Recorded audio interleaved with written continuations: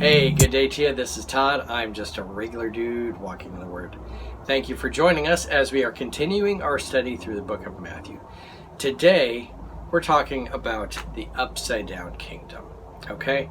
And so the upside down kingdom, everything that you think of an earthly kingdom, you know, the way it's operated, it's opposite of the way that God wants his kingdom to run. Okay?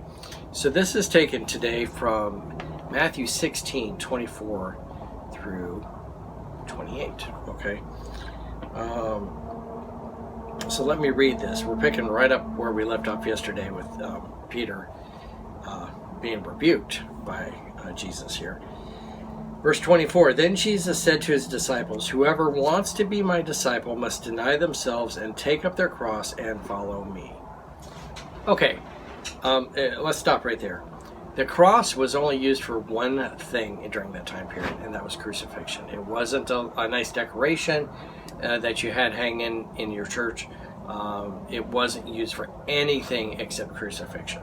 So Jesus is saying here, if you want to be my disciples, whoever wants to be my disciples must deny themselves and take up their cross. That means get ready to die. Okay, and ultimately that's what every one of those disciples did. They ended up dying for Jesus.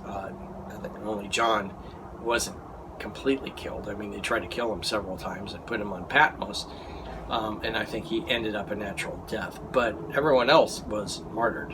Okay, so don't be deceived into thinking, oh, it's going to be just all hunky-rosy. No, Jesus said, take up my cross, which was only used for execution.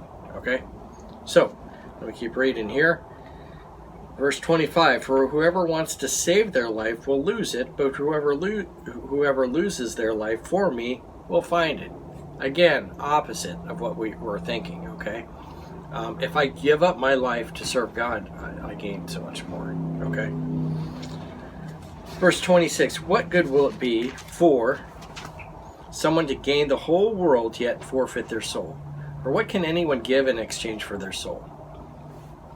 For the Son of Man is going to come in his Father's glory and with his angels, and then he will reward each person according to what they have done.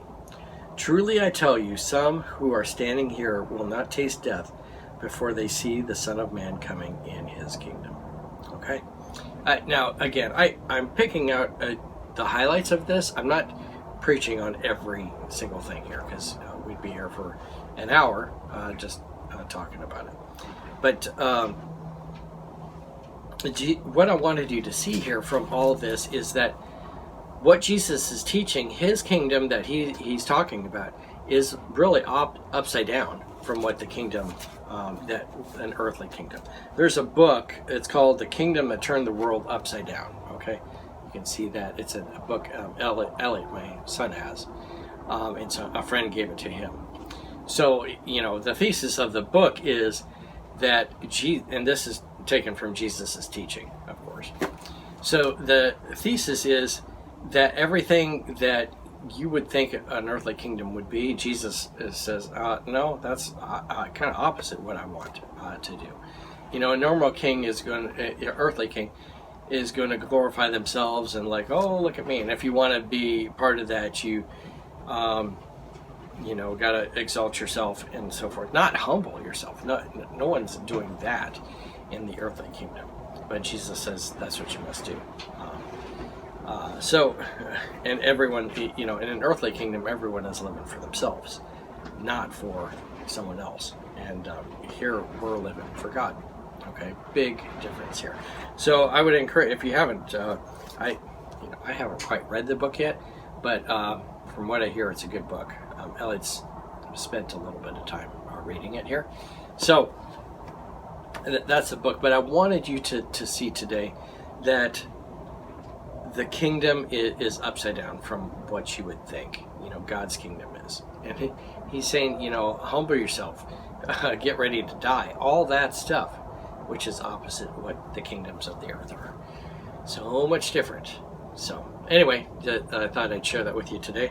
Thanks for watching. I'm just a regular dude walking in the Word, and I look forward to seeing you tomorrow as we continue our journey through the book of Matthew. Lord's blessing. I'll see you then.